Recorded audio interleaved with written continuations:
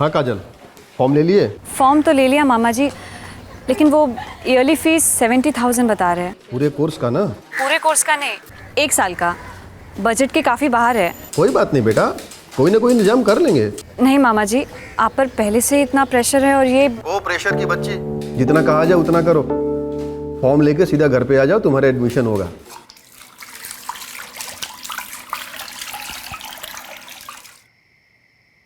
और कोई कॉलेज नहीं है कम फीस वाला?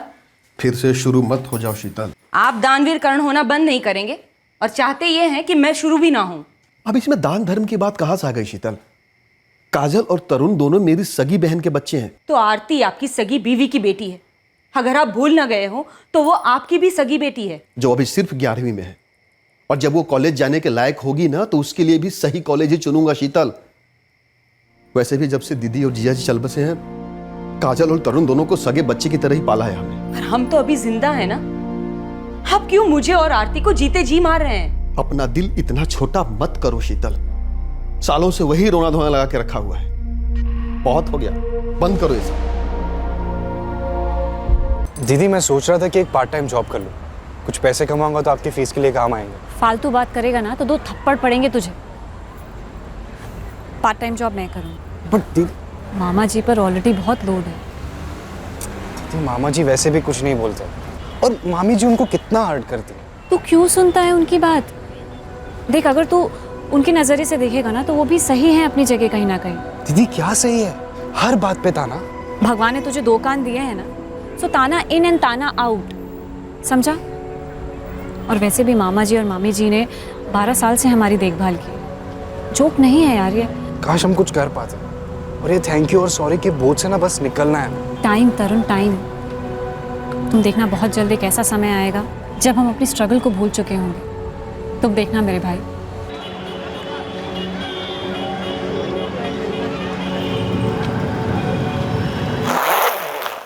यार सूरज, कुछ ज़्यादा ही बेवकूफ़ी नहीं हो रही है? यार 2 साल के बाद तूने फिर से पिकअप किया है। और तेरे पापा ना वर्ल्ड के 1 एंड ओनली पापा होंगे जो अपने लड़के को मेडिकल कॉलेज से निकाल के ऐसे ईंट के भट्टे पर बिठा रहे होंगे। यार मेडिकल का फील्ड है और तू अच्छा कर रहा है भाई, क्यों छोड़ रहा है? समझ क्यों नहीं आ रही तुझे? कोई नहीं यार, मेरा फैसला फाइनल है। सूरज देख बेटा, कोई ऐसा फैसला जल्दबाजी में मत ले जिससे आगे जाके पछताना पड़े। तेरे पापा फैसले अपने मतलब के लिए लेते हैं, उन्हें अपने रुतबे के आगे कुछ नहीं दिखाई देता बेटा। लेकिन माँ पापा ने पहली बार मुझसे कुछ मांगा है। मांगा नहीं जा रहा है सूरज, छीना जा रहा है तुझसे। तू एक ही है इस घर में जिसकी अलग सोच है, आवाज है, जो इनसे सहन नहीं हो पा रहा और इसीलिए तुझसे तेरा वजूद छीन रहे। देख सूरज, मान मेरी बात, मत कर ऐसा और वापस चला जा कॉलेज। माँ मैं पापा को निराश कैसे कर सकता हूँ? क्यों अपने हाथों अपनी खुशियों का गला घोट रहा है तू सूरज? अपनी बहन राधिका जैसे पापा का साया बनेगा तू? सूरज, पापा कभी कोई गलत फैसला नहीं लेते। तुमसे ज्यादा वो तुम्हें जानते हैं। साले साहब, डॉक्टरी तो हर कोई कर सकता है, लेकिन फैमिली बिजनेस सिर्फ फैमिली का मेंबर ही चला सकता है। और तुम इस बिजनेस के इकलौते वारिस हो। बल्कि मुझे तो लगता है कि तुम्हें हाई स्कूल के बाद डायरेक्टली पापा को ज्वाइन कर लेना चाहिए था। खैर, देर आए दुरुस्त आए। पापा के अंडर तुम सब सीख लोगे। बॉस, तुम्हें जरा भी अंदाजा नहीं है कि तुम कितने लकी हो। क्यों बैठे बैठे हाथों में इतना बड़ा बिजनेस नहीं मिलता। तुम्हारी दीदी राधिका हो या फिर तुम हो, क्या हमने कभी भी किसी चीज के लिए तुम दोनों को ना कहा है? कभी नहीं पापा। बेटा, राधिका और तुम्हारी खुशी हमारे लिए सबसे ऊपर है। तुम टॉप के डॉक्टर भी बने तो जितना तुम 1 साल में कमाओगे उतना तो हमारे यहाँ 1 हफ्ते का धंधा हो जाता है। ये बात तो जानते ही हो ना? जी पापा। ये जो भट्टियां देख रहे हो ना सूरज, ये सोने की खान है, खान। इनमें से तुम हीरे निकाल सकते हो और निकालोगे। जी। शाबाश।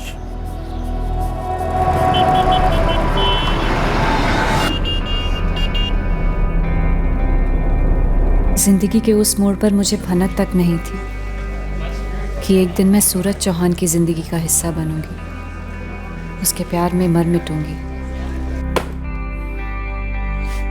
चल यार अंकित, ऑल द बेस्ट। क्या बोलूं यार, अब तुझे भी ऑल द बेस्ट और प्रे करूंगा यार कि तुझे अपने इस फैसले पर अफसोस ना हो। अफसोस की कोई गुंजाइश ही नहीं है। पापा को मेरी ज़रूरत है, उन्होंने बुलाया तो मैं जा रहा हूँ।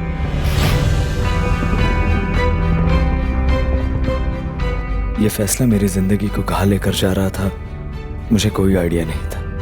मैं अब क्या बनने जा रहा था वो तो मैंने कभी सपने में भी नहीं सोचा था और कभी चाहा भी नहीं था।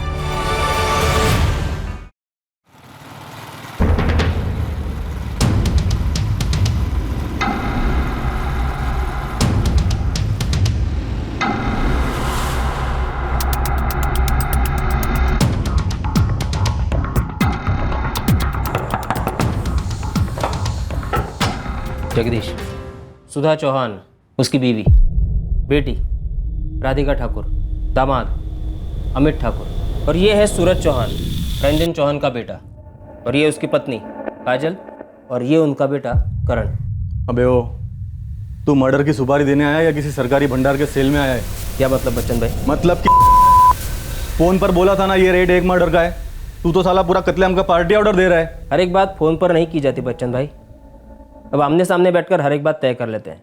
समय, जगह, रेट, हर एक काम बारीकी से होगा। इस काम के लिए दूसरा मौका नहीं मिलेगा। सिन्हा साहब, हमें शर्मिंदा ना कीजिए। क्या हम महंगाई से वाकिफ नहीं? इस बार एक नहीं 2 लिफाफे भेजे आपके लिए। बस ख्याल रखिए कि सारे कॉन्ट्रैक्ट्स चौहान वर्क्स को ही मिले। राजू, ये कॉलेज बिल्डिंग के लिए जा रहा है? जी सूरज जी। ये लास्ट लॉट होगा, इसके बाद ये सारा माल इलाहाबाद भेज देना, आरके इंडस्ट्रीज की साइड। लेकिन छोटे मालिक, कॉलेज का काम तो वैसे ही 2 महीने लेट चल रहा है और वहाँ का सुपरवाइजर सर पे तांडव भी कर रहा है। करने दो, तुम गेंडे की खाल उगा लो राजू, और याद रखो कॉलेज का ये प्रोजेक्ट कट टू कट हो रहा है मेहरबानी खाते पर आरके इंडस्ट्रीज वो हमारी सोने की मुर्गी है। उन लोग 15% घटा के कोट कर रहे हैं, ये हम लोगों के लिए बहुत बुरी खबर हो सकती है। टेंशन मत लीजिए दुबे जी, सारा मामला सेट कर दिया है हमने। टेंडर ऑफिस के सिन्हा को 2 लिफाफे पहुंच चुके हैं। हम अपना कोट कम नहीं करेंगे और पास भी उसी रेट पर। तुम अच्छा नहीं बहुत अच्छा कर रहे हो सूरज, फक्र है तुम। और सुधा, अब बोलो, क्या हमारा फैसला गलत था सूरज को बिजनेस में लगा देने का? हमारे पिताजी ने हमें बिजनेस सौंपा, हमने 4 चांद लगा दिए। अब सूरज को देखो, बिजनेस को कहां से कहां ले जा रहा है। तुमने जिस तरह से धंधा करना सीख लिया है ना, बहुत अच्छा। यही तरीका है मार्केट पर कब्जा करने का। थैंक्स पापा। पावर वो बंदूक है बेटा जिसकी नली से पैसा बरसता है, और इस पैसे से और ताकत है, और पैसा जी बेटा। पैसा और ताकत, ये वो 2 हाथ हैं जिससे ये सारी दुनिया इस अंगूठे के नीचे दबती है। समझ रहे हो ना? समझ रहा हूँ पापा। इस वक्त हमें और एक्सपांड करना होगा। जहां हम लोग हैं इससे कई ज्यादा फैलेंगे हम, आपके आशीर्वाद से। कभी कभी मुझे समझ में नहीं आता सूरज कि तुम बोल रहे हो या तुम्हारे पापा। वही आवाज, वही अंदाज। दुनिया यही अंदाज समझती है माँ। सबको खुश रखने वाला ना खुद कभी खुश नहीं रह सकता। जिसकी लाठी उसकी भैंस, जिसकी प्रजा वही राजा। कहीं ऐसा तो नहीं सूरज कि राजा बनने के चक्कर में तुम उस राजा के एक प्यादे बनकर रह जाओ, सिर्फ एक मोहरा? कोई अपने बेटे को मोहरा नहीं बनाता माँ, और जितना आप पापा को पत्थर दिल समझती है ना, वैसे वो है नहीं। तो अब तुम मुझे समझाओगे कि तुम्हारे पापा क्या है और क्या नहीं, है ना? सूरज, ये जो घर है ना, ये घर नहीं, सोने का पिंजरा है। यहाँ ताजा हवा भटकती नहीं और घुटन हटने का नाम नहीं लेती। मैं यहाँ बंधी हुई हूँ क्योंकि मेरे पास कोई और चारा नहीं है। पर मैं ये नहीं चाहती सूरज कि किसी दिन तुम मुझे आकर ये कहो कि मेरे पास कोई चारा नहीं। वो दिन कभी नहीं आएगा माँ। पापा मेरी मर्जी की इज्जत करते हैं। शादी भी उन्हीं की मर्जी से करोगे? शादी में अभी बहुत देर है माँ। अगले महीने है शादी। क्या तुम मजाक कर रही हो ना? उन्होंने अपनी मर्जी से एक लड़की भी पक्की कर दी है। लड़की कौन है, कैसी है, ये ना मुझे पता है और ना तुम्हें। बस मैं इतना चाहती हूँ सूरज कि इस शादी से तुम्हारी जिंदगी बर्बाद ना हो, और उस लड़की की भी। इससे अच्छी लड़की आपको नहीं मिल सकती है। अनाथ है, अपने छोटे भाई के साथ अपने मामा के रहम पर रह रही है। पढ़ी लिखी ग्रेजुएट लड़की है, पर मजाल है कि कभी भी आपके सामने जुबान चलाए। उमेश, इन पढ़ी लिखी मॉडर्न लड़कियों का कोई भरोसा नहीं है। न जाने कब हमारे सूरज पर हावी होने लगे। अरे सूरज आपका लड़का है, आपका खून है, मुट्ठी में रखेगा उसे। अरे सीधी सादी संस्कारी लड़की है भाई, और बचपन से ही ये दबी रही है। अपनी औकात अच्छी तरह मालूम है इसे। हमारे बड़े भाग हैं जो आप खुद यहाँ काजल को दिखने हैं। और ये जुबान है मेरी, आपके लड़के को या आपके खानदान में किसी को भी शिकायत का कोई मौका नहीं देगी काजल। वो अंदाजा तो हमें लग ही रहा है। मेरे लड़की से 2 बातें कर ही लो। जाओ। काजल, हम 2 मिनट बाहर बैठे। कितने बड़े लोग हैं, शादी का पूरा खर्चा वही उठाएंगे, दहेज में एक दहला भी नहीं लेंगे। अब भी आप हमारी आरती का नहीं सोच रहे हैं। हमारी आरती की शादी सूरज से करवा देंगे तो राज करेगी हमारी बेटी। एक तो हमारी आरती अभी नाबालिग है और उसने अभी अभी कॉलेज जाना शुरू ही किया है। नाबालिग है तो अभी सगाई कर देते हैं, जैसे ही बालिग होगी हम उसकी शादी कर देंगे। कभी तो खुद से परे होके सोचा करो। आप कभी तो खुद के बारे में सोचिए। हमारी जिंदगी की सारी मक्खन और मलाई अपनी बहन के बच्चों पे लुटा रहे हैं। हमारी आरती के लिए क्या बचेगा?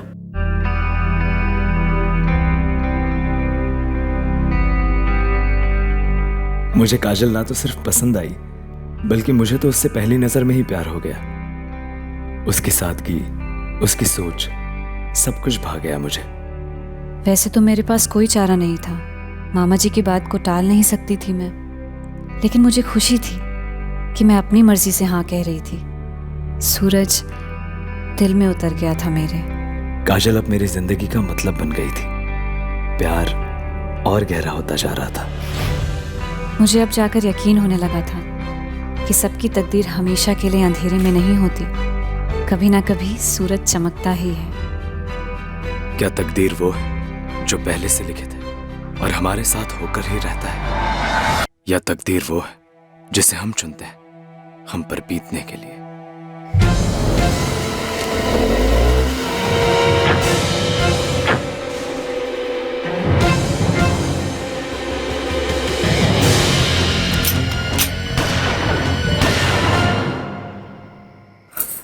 सूरज, गोलियां चलने की आवाज आई ना? शायद।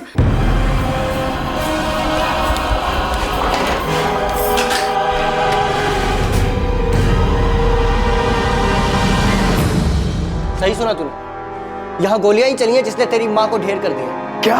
काजल! काजल! काजल! काजल! काजल, तुम ठीक हो ना? हाँ मैं ठीक हूँ। ठीक तो हो ना? लेकिन तुम्हें क्या हुआ? काजल, वो शुक्ला भाई आए थे, उन दोनों ने माँ को माँ माँ माँ माँ माँ। क्या हुआ सूरज?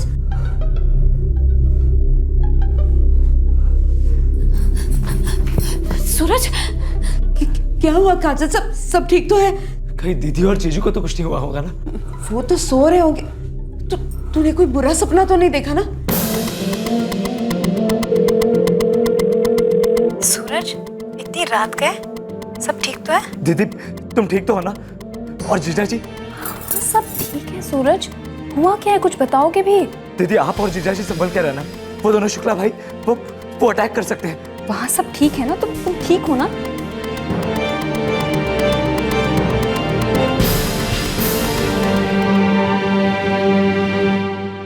शिवा, असलम, ध्यान से देखो, ये तीनों, रंजन चौहान और उसका दायां और बायां हाथ भानु सिंह और कमल चौरसिया, ये तीनों मुझे जल्द से जल्द अपनी कस्टडी में चाहिए। जितने आदमी लगाने लगाओ, जहां खोदना है खोदो, जो करना है करो, लेकिन ये तीनों मुझे जल्द से जल्द चाहिए। देखो, ये रोने वाली शक्लें तो तुम दोनों मेरे आगे बनाना मत। कहाँ है तुम्हारा पति भानु और तुम्हारा पति कमल और उनका आका रंजन चौहान? हमें नहीं पता मैडम। नहीं पता तो पता करो, कौन से बिल में छुपा बैठा है, वरना दिखते ही गोली नहीं मारेंगे, इसकी कोई गारंटी नहीं है। जगतपुर, इलाहाबाद, वाराणसी, सब जगह अपने आदमी फैला दो, सारे खबरियों को काम पर लगा दो। किसी भी सूरत में मुझे रंजन चौहान चाहिए, चर्बी उतारनी है इसकी। चौहान परिवार पर प्रेशर बनाकर रखो। कानून सिखा रहे थे, सर्च वारंट मांग रहे थे। अब इन्हें बताते हैं कि सर्च वारंट लेकर आने वाली पुलिस क्या क्या कर सकती है।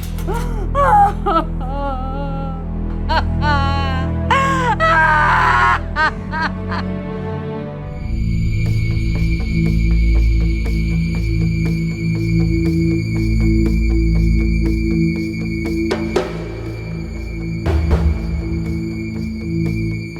चौहान, अपने घर में सीसीटीवी लगाना अच्छी बात है, लेकिन अपने हत्यारे पिता को छुपाए रखना बहुत महंगा पड़ेगा तुम्हें। आप लोगों ने तलाशी के नाम पर पूरा घर तहस नहस कर दिया। कुछ मिला?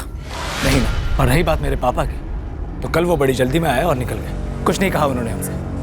लेकिन इंस्पेक्टर, उनके बिना कहे मैं इतना बोल सकता हूँ कि मेरे पापा खून नहीं कर सकते। शेखर शुक्ला के मोबाइल पर तुम्हारे पापा की दी हुई धमकी रिकॉर्डेड है। कत्ल के चश्मदीद गवाह भी है। रंजन चौहान के बच निकलने का तो चांस ही नहीं है। उनको बोलो सरेंडर कर दे, नहीं तो पूरा का पूरा खानदान अंदर होगा और भट्टी में से एक भी ईंट नहीं निकलेगी। ये हमारा वादा है। बोल देना अपने पापा को। देख सूरज, मामला छिपाने से और बिगड़ेगा। तू बता दे उन्हें तेरे पापा कहाँ हैं। माँ, पापा सिर्फ इसलिए छुप रहे हैं क्योंकि कोई ना फंसा रहा है। बस कर राधिका, बस कर। तेरे पापा क्या कर सकते और क्या नहीं कर सकते ये यहाँ सब लोग जानते हैं। देख सूरज, समझदारी से काम ले, वरना पूरा परिवार बुरा फंसेगा। माँ, सूरज को नहीं पता कि पापा कहाँ हैं, पर अगर उसे पता भी होता तो मैं कहती कि पुलिस को कुछ ना बताए। पापा को बचाना इस वक्त हमारा फर्ज है माँ। अगर हम पापा की जानकारी नहीं देंगे तो क्या वो वाकई में बचेंगे, या फिर पुलिस हमें ही मुजरिमों में गिनेगी? किसी ने तुमसे तुम्हारी विशेष टिप्पणी की मांग की है यहाँ? माँ, मैं सच में नहीं जानता कि पापा कहाँ छुपे हुए हैं। उनका फोन भी स्विच ऑफ है। पुलिस उन्हें ढूंढ रही है। मैं खुद चाहता हूँ कि पापा ओवरग्राउंड आए। मैं उनसे पूछना चाहता हूँ, मैं जानना चाहता हूँ कि सच क्या है। पर पुलिस तो कह रही थी कि सब कुछ शेखर शुक्ला के मोबाइल में रिकॉर्ड हो चुका है। फिर बीच में बोल रही हो काजल। सूरज, शुक्ला के परिवार ने दबाकर पैसे दिए पुलिस को पापा को फंसाने के लिए। तुम बोलो, तुम किस पर विश्वास करते हो, पापा पर या पुलिस पर, या तुम्हें इनकी विशेष टिप्पणियों पर अमल करना है? पर मैं तो ये कह रही थी कि चुप नहीं रह सकती क्या काजल? राधिका, काजल प्लीज प्लीज, अभी ये समय आपस में लड़ने झगड़ने का नहीं है। हमारे परिवार में कहर टूट पड़ा है, सबको साथ में मिलकर चलना होगा। सूरज, मेरी बात मानिए, पुलिस को सब साफ साफ बता दीजिए। हम सब जानते हैं क्या हुआ है, जो कि नहीं होना चाहिए था पर अब हो चुका है। इसलिए देर मत करिए, वरना कहीं हम सबको जेल ना हो जाए। काजल, जो तुम कह रही हो बिल्कुल सही है, पर मुझे नहीं पता पापा कहाँ है। वो तो शेखर जी से बात सेटल करने गए थे। किसे पता था कि वो उन्हें जान से मार डालेंगे। सिन्हा साहब, ये तो सरासर गलत है। आपने हमें बताया ही नहीं कि किस रेट पर शुक्ला कंपनी ने टेंडर भरा है, बल्कि हमने तो टाइम पर आपके बिना पूछे आपको डबल कमीशन दिया है। सूरज जी देखिए, आपने अपने टेंडर में 15 से सीधे 20% बढ़ा दिए। आपने मुझे बताई ये बात। आपका काम आम खाना है ना, पेड़ क्यों गिरेंगे आप? जितनी हमारी कमाई उतना आपका कमीशन। हाँ वो सब ठीक है सूरज जी, लेकिन वो अरेंजमेंट पहले जो साहब थे ना उस वक्त की थी।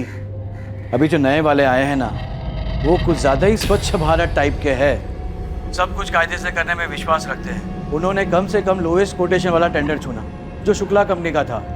अगर उस वक्त मैं मुंह खोलता तो सीधे मेरे मुंह पे सस्पेंशन का झाड़ू फेर देते। अरे बहुत स्वच्छ भारत वाले देखे हैं हमने। देखो, कायदा तो वही है जो सालों से हमने चलाया है। हमारा तो सीधा सा मंत्र है भाई, सबका साथ सबका उद्धार। वही तो रंजन साहब, अब मेरे बड़े साहब को समझाए तो कौन समझाए। साले ने 10 मिनट ऑफिस पे लेट आने वाले को भी मेमो देना शुरू कर दिया है। टेंडर भी उसने कायदे से खोला। अरे शुक्ला वाला डन किया है जी। शुक्ला को तो जानता तक नहीं है। अबे उसे कैसे पता होगा कौन शुक्ला और कौन चौहान? फाइल बदल दो। इतना दूध बात थोड़ी ना है रंजन साहब। एक तरीका है। क्या? बोलो। आप शेखर जी के साथ में समझौता करके उनको बोलो कि टेंडर की फाइल वापस ले ले कायदे से। एक बार शुक्ला जी ने अपना टेंडर वापस ले लिया तो बड़े साहब को किताबी कायदा पढ़वा देंगे। नया टेंडर खोलना होगा जी, बस। फिर आप कायदे से कम वाला टेंडर दे देना। क्या क्या बोले? फिर से बोलिए जरा। 1.5 लाख हर महीने कॉन्ट्रैक्ट से पहले 3 साल के लिए। इसके अलावा हम आपकी भट्टियों का सारा माल भी खरीदेंगे 2 साल के लिए। ऊपर से हर नए कॉन्ट्रैक्ट में 10% शेयर आपका होगा, वो भी अगले 3 साल के लिए। आप खुद से जो भी बना पाते हैं उससे कई गुना ज्यादा है शेखर जी। तो हमें मुनाफा करवाने के चक्कर में तुम्हारा कितना गुना घाटा होगा? सच में शेखर जी, इतना बढ़िया ऑफर आपको फिर नहीं मिलेगा। और रही बात हमारे नुकसान की, तो आप उसकी चिंता मत कीजिए। नुकसान की हमें चिंता नहीं है बेटा, वो तो धंधे का हिस्सा है। पर तुम लोग धंधा कहाँ करते हो? तुम्हारे पिताजी ने तो कई सालों से धांधलेबाजी चला रखी है। शेखर जी प्लीज अपना टेंडर वापस लीजिए। बेटा, कमान से निकली हुई तीर और भट्टी में घुसी हुई ईंट वापस नहीं लिए जाते। मुझे आपकी नसीहत नहीं चाहिए। तो तुम्हें क्या लगता है हमें तुम्हारी भागीदारी चाहिए? हाँ, तो कमाल करते हो। सस्ती कच्ची ईंटें बनवाते हो तुम, तो तुम्हें लगता है कि हमारी भी नींव कमजोर है? रखता हूँ शेखर जी। रुको रुको रुको रुको, अपने पिताश्री को एक संदेशा देना हमारा। उनसे कहना हमें ना ही उनके रुतबे की कदर है और ना ही उनके दबंगई का डर, इसलिए आइंदा ऐसी छिचोरी रिश्वतखोरी की हरकत ना करें। उन्हें गलतफहमी है कि वो इस धंधे के शेर हैं, बेखबर हैं वो कि हम नए सवा शेर हैं। रखता हूं। मालिक, हम एक आदमी से बात कर लिए हैं मार्केट में, सब एक के राग अलाप रहा है। बड़ा अड़ियल आदमी है ये शेखर शुक्ला, ईंट का जवाब पत्थर से देता है। मालिक, अगर इसने ये टेंडर लेकर हमारे इलाके में दाखिला ले लिया तो समझ लीजिएगा हमारे आधे से ज़्यादा ग्राहक को निकल जाएगा, शायद उससे भी ज़्यादा। और उसके रेट में टेंडर भरने के अलावा कोनो रास्ता नहीं है, लेकिन तो बड़ा भयंकर घाटे का सौदा है मालिक। सौदा तो हम उस शुक्ला के साथ ही करेंगे बाबू, बहुत ईमान झाड़ रहा है ना। हम देखते हैं कितने में बिकती है इसकी ईमानदारी।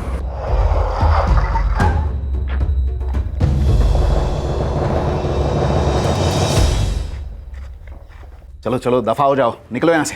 तुम्हें अंदाजा नहीं है कि हम इस धंधे में कितने पुराने हैं। अंदाजा तो तुम्हारे मुंह से निकलती दीमक से मिल ही जाता है। वैसे सब कुछ रिकॉर्ड कर लिया है हमने, तुम्हारा ऑफर और तुम्हारी धमकी भी। अब अगर ये रिकॉर्डिंग मैं सरकारी दफ्तर पहुंचा दूं ना, तो तुम्हारे सारे सरकारी कॉन्ट्रैक्ट खारिज हो जाएंगे। फिर रंजन चौहान, बुढ़ापे में नंगे हो जाओगे तुम। क्या पक रहा है? पता किससे बात कर रहा है? मालिक कितना तमीज से ऑफर दे रहे हैं और तुम होके बदतमीजी कर रहे हो। बेवकूफ़ी ना करो। जिस ईमानदार ऑफिसर के भरोसे तुम इतना खुदक रहे हो ना, उसका तो मैं चंद ही दिनों में करा दूंगा तबादला। और उसके बाद जानते हो क्या होगा?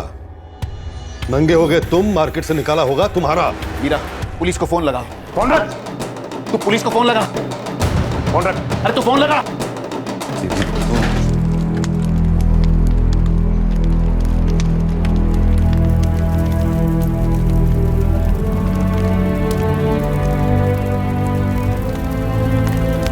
कितनी बार पूछोगी तुम और कितनी बार बताऊंगा मैं? मुझे नहीं पता पापा कहाँ है। सूरज, क्या तुम्हें ऐसा नहीं लगता कि पापा जी का यही स्वार्थ, उनका यही बर्ताव एक दिन हम सबकी जिंदगी को खतरे में डाल सकता है?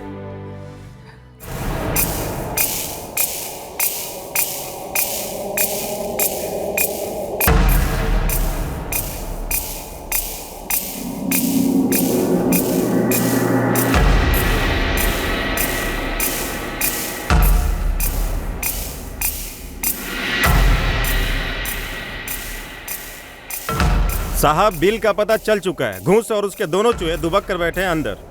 इलाहाबाद की तैयारी कीजिए।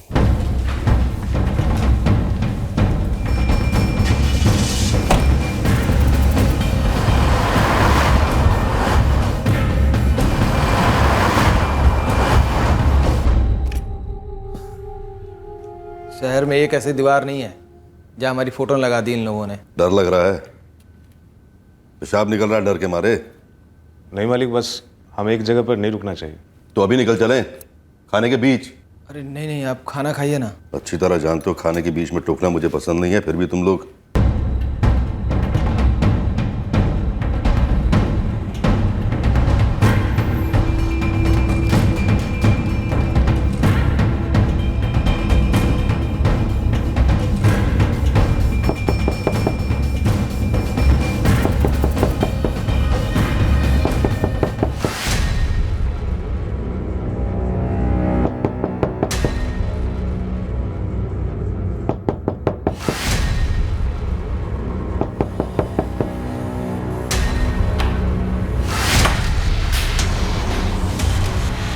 दो सेकंड में अगर हथियार नहीं डाले तो ऑर्डर है हमारे पास, जिंदा या मुर्दा।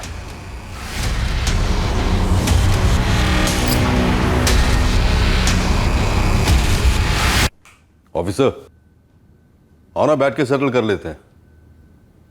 क्या नाम क्या तुम्हारा? यमराज। अब बोलो।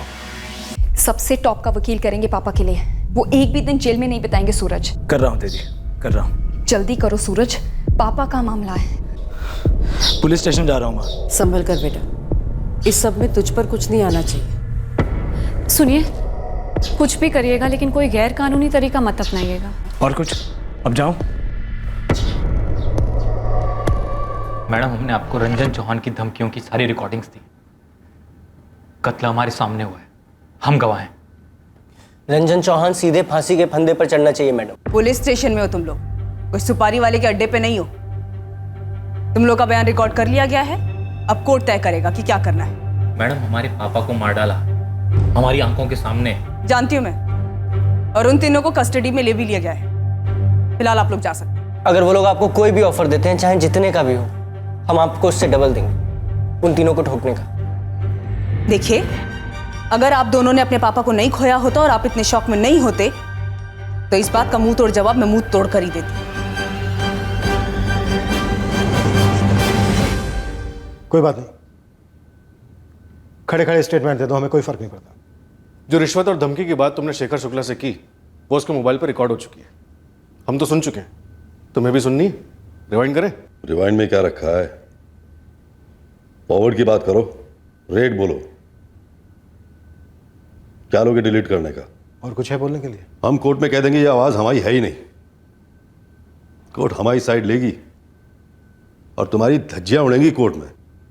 अब होना नहीं चाहिए था, हो गया। आदमी तो वापस आने से रहा, तो हम सब आगे बढ़ सकते हैं। केस वेस को भुला के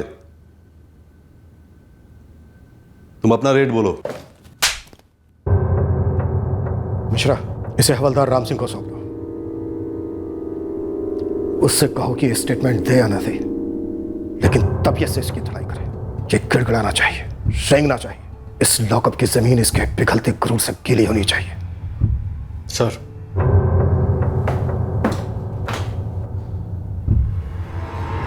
डरो मत, कुछ नहीं होने देंगे हम तुम्हें। ये रोने वाली हारी हुई शक्ल लेकर आना था तो ना ही आते।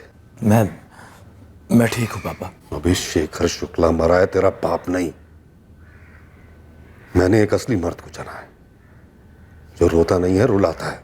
एडवोकेट गुप्ता आपका केस लड़ेंगे, बेल की एप्लीकेशन करेंगे। वकील साला क्या कर लेगा? तुम सीधे जाकर शेखर शुक्ला के बेटों से मिलो, उनसे कहो जो मांगोगे दे देंगे, केस वापस ले लो।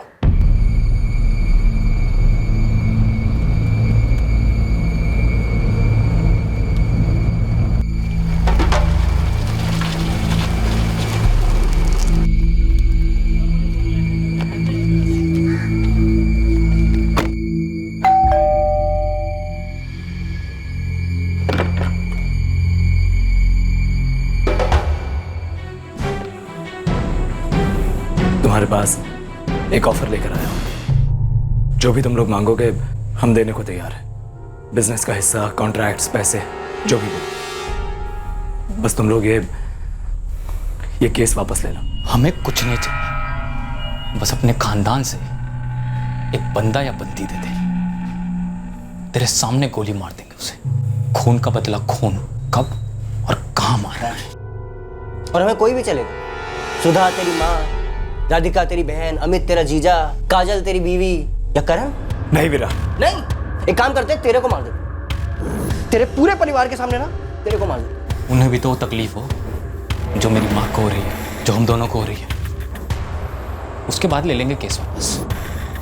रंजन चौहान छूटेगा और जिंदगी भर तड़पेगा। देखो ये हो नहीं सकता। क्यों नहीं हो सकता बे? हम कुछ भी कर सकते हैं, और जिस दिन तेरा बाप छूट के आएगा ना, हम उसको मार भी सकते हैं। और हम ऐसा ही करेंगे, समझा?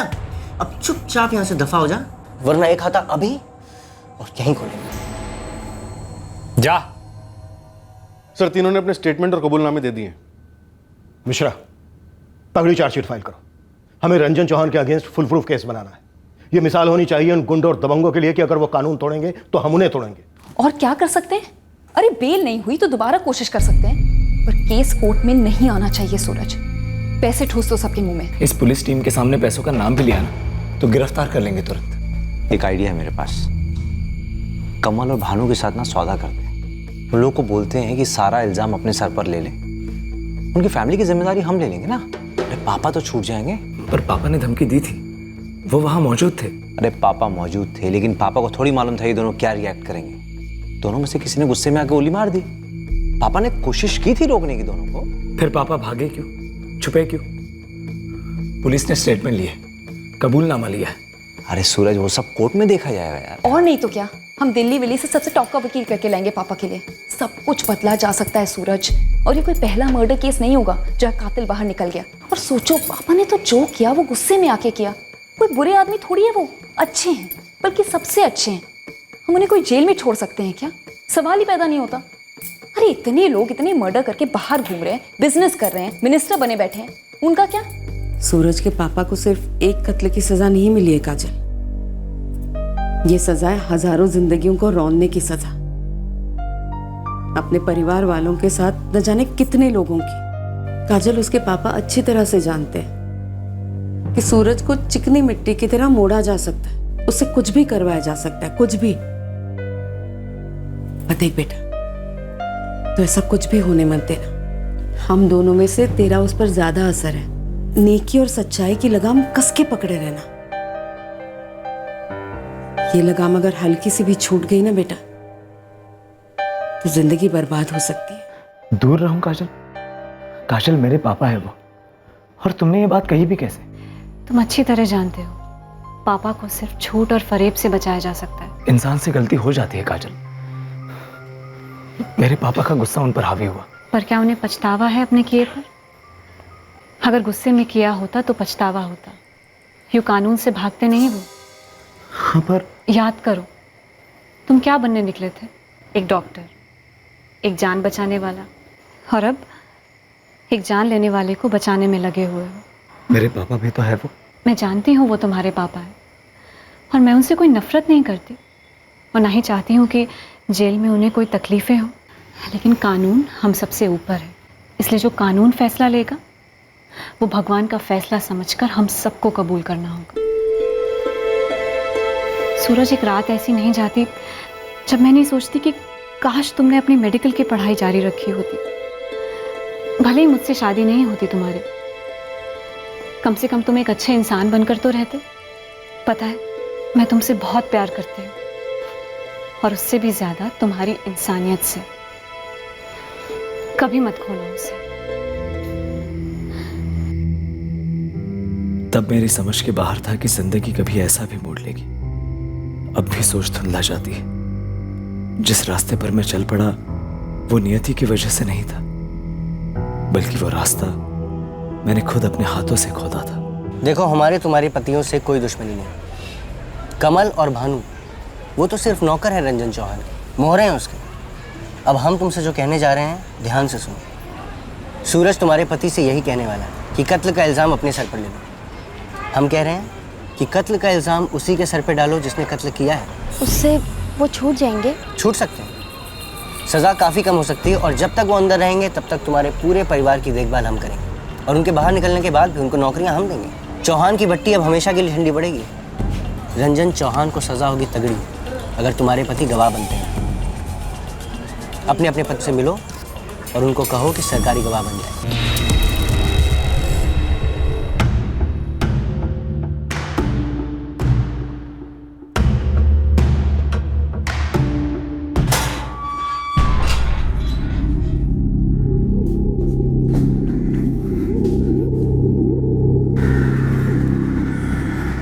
तुम्हारी रोनी शक्ल हमें बता रही है कि तुम कुछ भी नहीं कर पाए अपने पापा के लिए।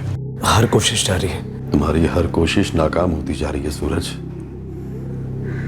1 महीने में यह केस अदालत में दाखिल होगा। भानु और कमल का सुना? क्या क्या पापा? भानु और कमल को इस जेल में हमसे अलग रखा गया है। जेल में रहते हुए भी हमें यह पता चला है कि शुक्ला के बेटे उन्हें सरकारी गवाह बनाने चले, ताकि हमारे गले का फंदा और कस जाए। तुम्हें कभी हमारी जेल की कोठरी में आना चाहिए सूरज। ठंडी जमीन पर सोते हैं, ऐसा खाना खाते हैं जो हमारे कुत्ते भी ना खाएं, चुल्लू भर पानी में नहाते हैं जिसमें तुम्हें डूब के मर जाना चाहिए। ऐशो आराम की गोदी में पाला है हमने तुम्हें सूरज, और आज हमें यह दिन देखना पड़ रहा है। हमने पिल पिलाना सिखाया तुम्हें कभी? हमने तुम्हें हमेशा यही सिखाया है कि जो शख्स झुक के हमारे पास न आए उसे रेंगते हुए लेकर आओ। पापा मैं भानु और कमल को ये कत्ल का इल्जाम अपने सर पर लेने के लिए मना लूंगा। तुम्हें जो करना है सूरज तुम वो कराओ, और जो नहीं करना है वो तो जरूर करो, क्योंकि दुनिया, कानून, अदालत ये सब अपनी जगह और तुम्हारा परिवार अपनी जगह। हमने शुक्ला को कॉन्ट्रैक्ट के लिए नहीं मारा है सूरज, परिवार के लिए, तुम्हारे लिए, करण के लिए मारा है उसे, ताकि हमारे चौहान खानदान का रुतबा बना रहे। तुम कुछ भी करो, कुछ भी, लेकिन ये केस अदालत में जाने से पहले मुझे यहां से निकलवा दो। भैया, भानु और कमल पे विश्वास करना मुश्किल है। दोनों खानदानी मुलाजिम हैं रंजन चौहान के।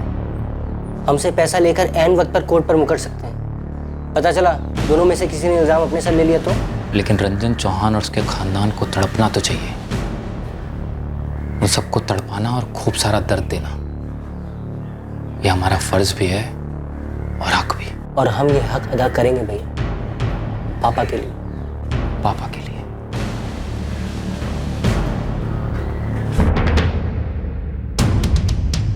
कत्लेआम नहीं करना है बच्चन भाई, चुन चुन के मारना। इतना क्लियर कर कि कितने मारने हैं और कब मारने हैं। और पूरा डिटेल लगेगा, और मारते वक्त अगर कोई बीच में आया और गलती से मर गया तो उसका भी चार्ज लगेगा, वो भी पूरा।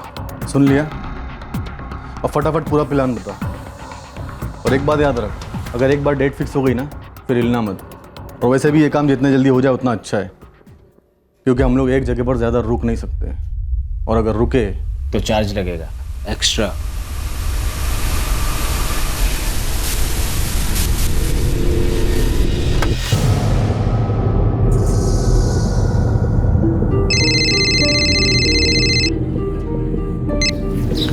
हाँ माँ, पहुँच गई आप? हाँ, अभी फ्रेश हुई हूँ। तुम्हारे मामा जी तुम्हें, काजल, करण, राधिका, अमित सबको याद कर रहे थे। आपने बताया ना उन्हें हम क्यों नहीं आ पाए? हाँ, मैंने बता दिया उन्हें। तुम फिक्र मत करो सूरज, और अपना ख्याल रखना। हाँ माँ, दीदी और जीजू भी यही रह रहे हैं। कल जब आप लखनऊ से लौटेंगी तो वो दोनों आपको यही मिलेंगे।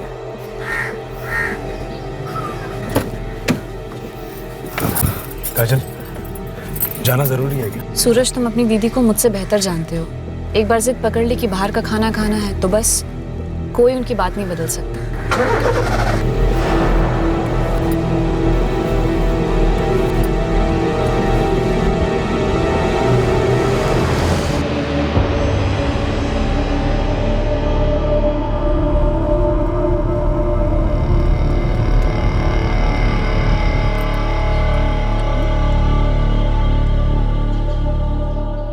राधिका, एक अर्जेंट प्रॉपर्टी का मामला आ गया, मुझे अभी जाना पड़ेगा पार्टी से। अच्छा। और खाने वाने की चिंता मत करना, तुम लोग खा लेना, मुझे लेट होगा बाहर ही खा लूंगा ना।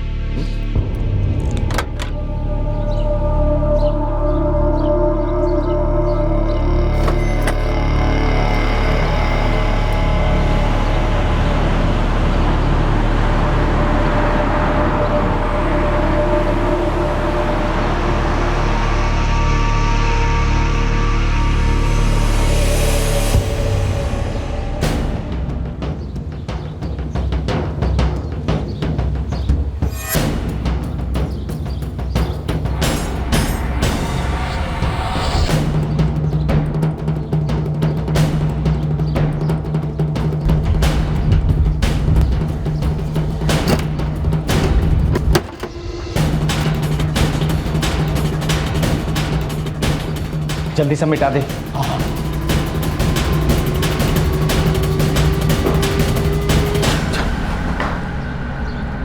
हो गया।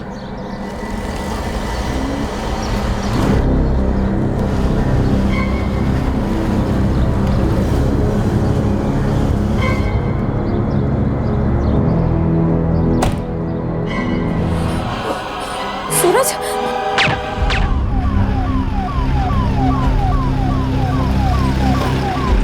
अमित जल्दी हॉस्पिटल पहुंचो, माँ को भी फोन कर दो।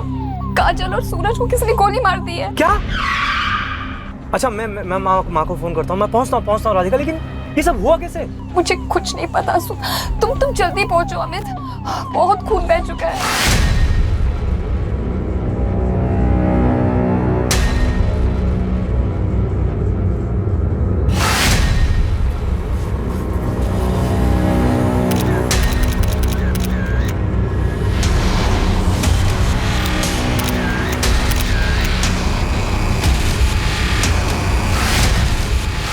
सर, पड़ोसी कोठरी में पूछताछ की, किसी ने भी फायरिंग की आवाज नहीं सुनी। साइलेंसर यूज किया होगा। देखो ताला भी तोड़ा गया।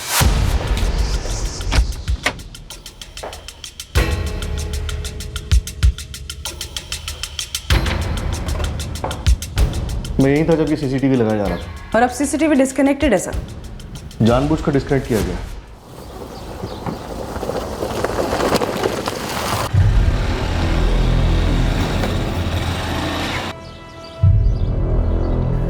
भैया वो लोग मरे या नहीं पता नहीं, पर यह पक्का है कि सूरज और उसकी बीवी काजल दोनों पर फायरिंग हुई है।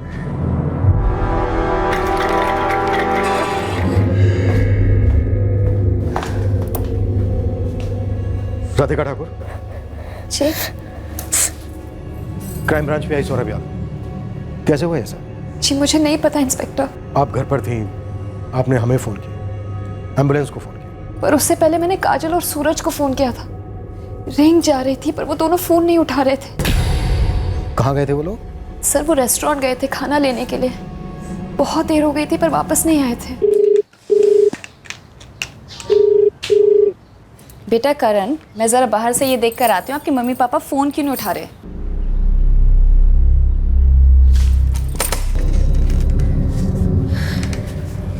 सूरज, उन्हें देखते ही पहले मैंने आप लोगों को फोन किया, फिर एम्बुलेंस को। आपने किसी को नहीं देखा, ना आते ना जाते? जी नहीं। गोलियां चली लेकिन आपको कुछ पता नहीं चला? राधिका, कहाँ है वो दोनों? कैसे? दोनों का ऑपरेशन चल रहा है। सर क्राइम सीन से अब तक 7 गोलियों के शेल्स बरामद हैं। आसपास पड़ोस में किसी ने भी गोलियों के चलने की आवाज नहीं सुनी। पड़ोसियों को छोड़ो, घर के अंदर ही सूरज की बड़ी बहन राधिका थी। वो बता रही है कि उसने कुछ नहीं सुना। लगता है साइलेंसर यूज हुआ है। सर सीसीटीवी भी डिस्कनेक्ट कर दिया गया। पुरानी सारी रिकॉर्डिंग्स भी डिलीट कर दी गई हैं। अगले 1 महीने में विक्टिम सूरज के फादर रंजन चौहान पर मुकदमा शुरू होने वाला है।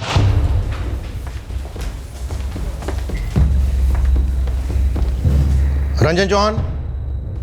मालिक कह के पुकारते हैं लोग हमें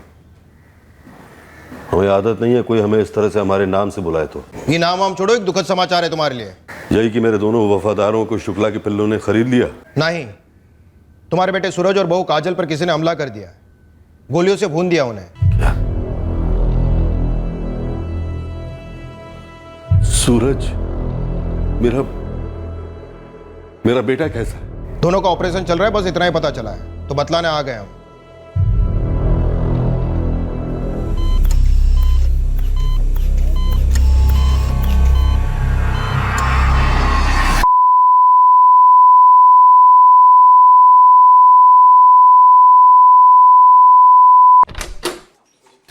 डॉक्टर साहब, सब आउट ऑफ डेंजर है ना? आई एम सॉरी, काजल चौहान को नहीं बचा पाए। और मेरा भाई सूरज, सूरज ठीक है ना? उनकी हालत भी काफ़ी क्रिटिकल है, और अगर बच भी गए तो दाहिना पैर उनकी एम्पुटेट करना होगा। आई मीन काटना होगा। क्या? पर ये सब हुआ कैसे और किसने? अम्मा जी, हम इतनी जल्दी ऋषभपुर क्यों जा रहे हैं? दीदी ठीक है ना? बेटे काजल अब नहीं रही।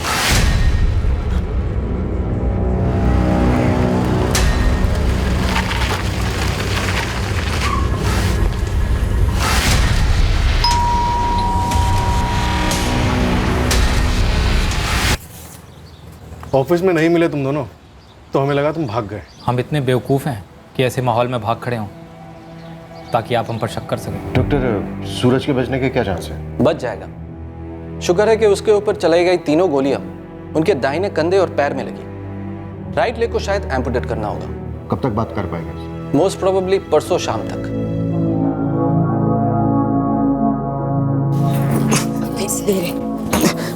दीदी, दीदी काजल कहाँ है? और करण? करण मेरे पास है। और काजल? उसे भी गोलियां लगी थी, कहाँ है वो? कैसी है? वो ठीक है। हाँ ठीक है वो। पर माँ, वो है कहाँ? काजल? सूरज तुम आराम करो। हाँ दीदी मुझे काजल से मिलना है, आप बताओ मुझे कहाँ है काजल? आज शाम को बॉडी हैंड ओवर की जाएगी। मैडम कुछ तो बता दीजिए, क्यों हुआ ये सब?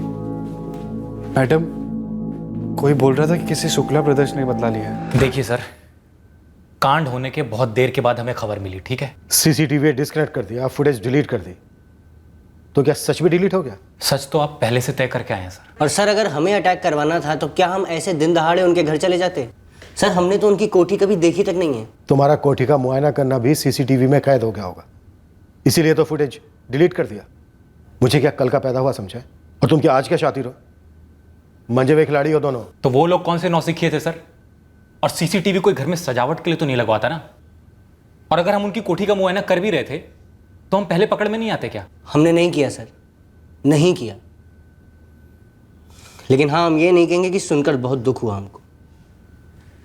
भड़ास तो हमें कूट कूट के भरी है सर, और ख्यालों में तो न जाने हमने उन्हें कितनी बार भूना है, पूरे परिवार को। लेकिन सर ना हम पागल हैं और ना बेवकूफ जो अपने पिताजी के मुकदमे के चंद दिन पहले इस तरह का कांड कर बैठेंगे।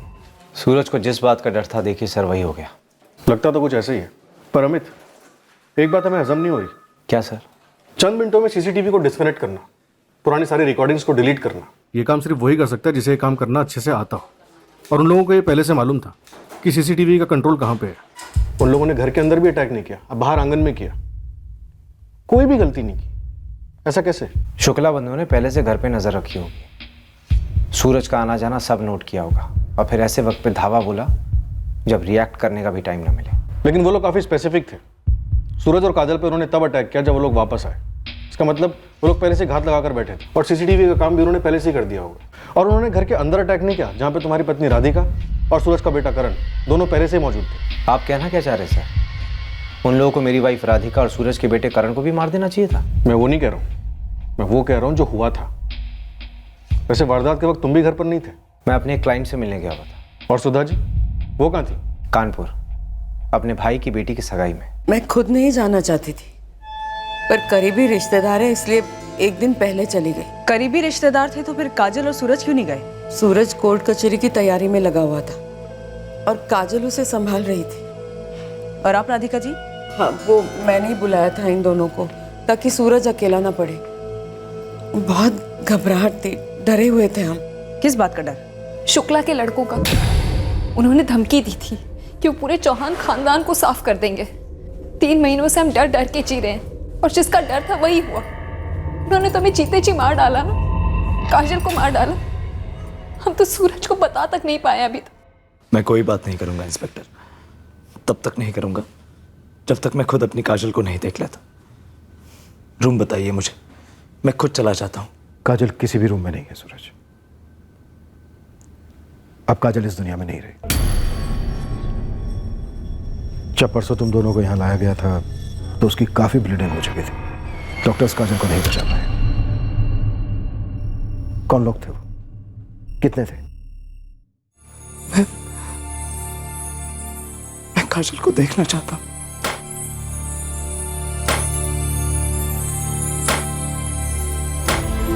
जब हम लौटे तो हमें कैसे पता चलता कि वो लोग हमारा ही इंतजार कर रहे थे? सब कुछ अचानक से हो गया। जब मुझे पहली गोली लगी तो पता ही नहीं चला कि क्या हुआ है। फिर दूसरी, फिर तीसरी लगी।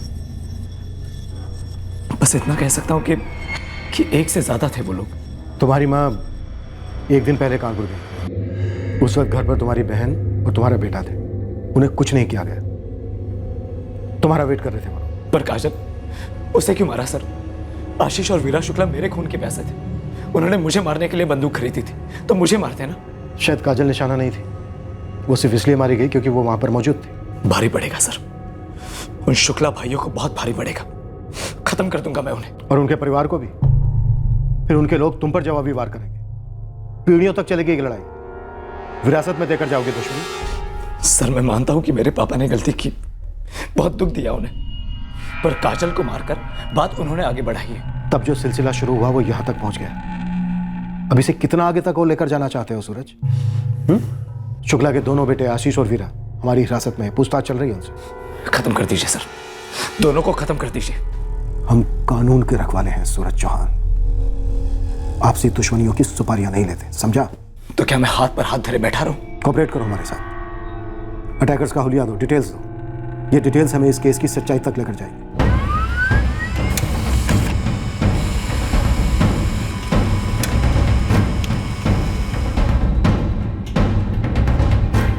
शिवा, असलम, सूरज से हमें कोई भी स्केच नहीं मिल पाया।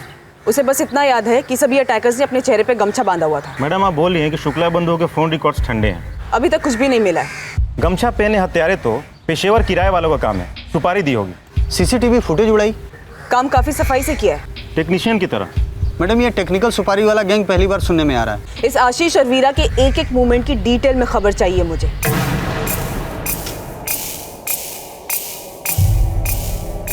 उनके सामने उनके पिताजी को ढेर कर दिया गया। मैंने उन्हें कहा था अपनी हिफाजत के लिए हथियार खरीद लो। क्या गलत किया? एक 4 साल के बच्चे से उसकी माँ को छीन लिया गया, क्या ये गलत नहीं है? क्या हथियार सिर्फ मेरे लड़कों के पास है?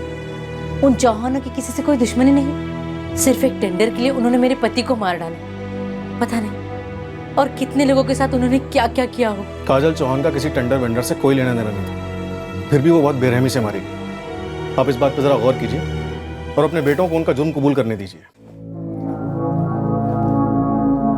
कैसा खानदान निकला ये चौहान परिवार, गोलियों से होली खेलते हैं। मैं ही बेवकूफ थी जो हमारी आरती को काजल की जगह उस परिवार में ब्याहना चाहती थी। सही किया जी आपने, जो उस परिवार को हमारी आरती के लिए नहीं चुना। बच गई हमारी आरती।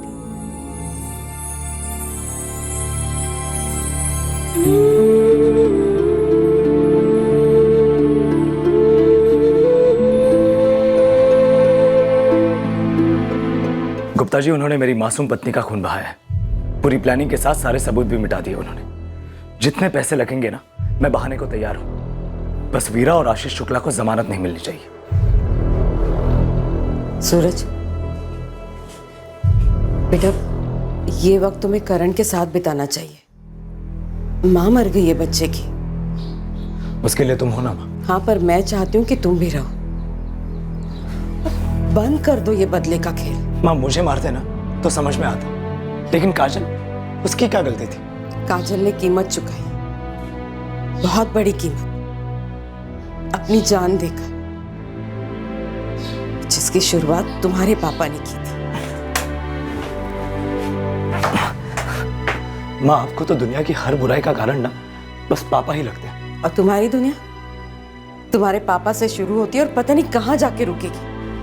तुम भी गुनहगार हो काजल के सूरज। वो भी चाहती थी कि तुम इस सब से दूर रहो, लेकिन सही वक्त पर इस सब से बाहर निकलने के बजाय तुम खुद इस दलदल में कूद पड़े। खत्म कर दो ये दुश्मनी का सिलसिला। ये दुश्मनी कभी नहीं मिटेगी, लेकिन ये सिलसिला तभी रुकेगा जब आशीष और वीरा शुक्ला को काजल के कत्ले की सजा मिलेगी। सीधा एफआईआर ठोक दिया सर, वो भी बिना किसी सबूत के। सर, चौहान परिवार से मिले हुए तो नहीं हो ना? हम मिले हुए तो नहीं है, पर हमें मिल बहुत कुछ रहा है तुम दोनों के खिलाफ। क्या मिला क्या है आपको, जरा हमें भी तो बताइए।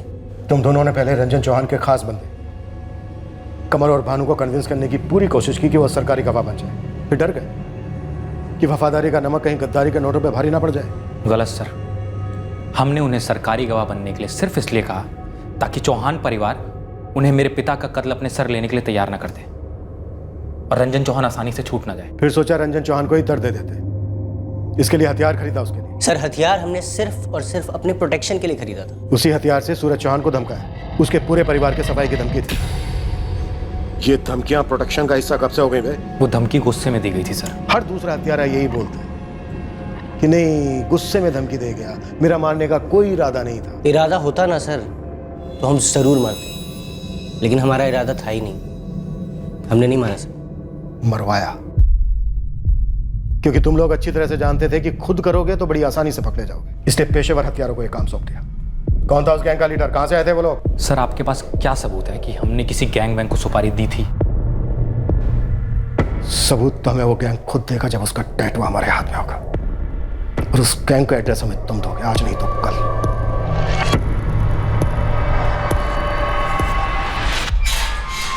भैया, कहीं जोश में आके आपने कोई लकीर तो पार नहीं की है ना?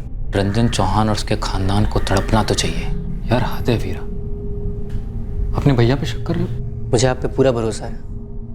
बस मैं इतना कहना चाहता हूँ कि अगर ऐसा कुछ हो तो मुझे पता होना चाहिए।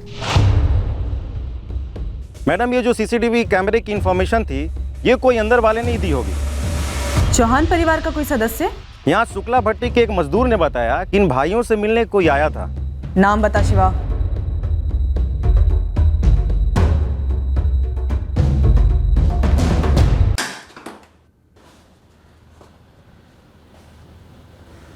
सूरज कैसा है? कोशिश कर रहा है पर अंदर से बहुत गुस्सा है। गुस्सा बुरी चीज नहीं है राधिका, अच्छी चीज है। लड़ने की ताकत देता है। ये जो शुक्ला बंधु है ना,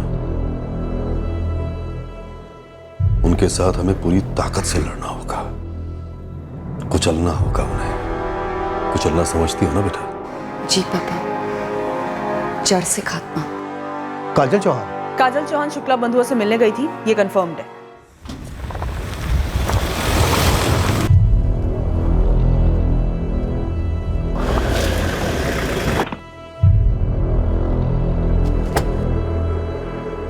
तो ये है कहानी में ट्विस्ट। लेकिन एक बात तो पक्की है कि चौहान कोठी में से किसी ना किसी ने हत्यारों की मदद की थी सीसीटीवी सिस्टम की डिटेल्स जानने के लिए।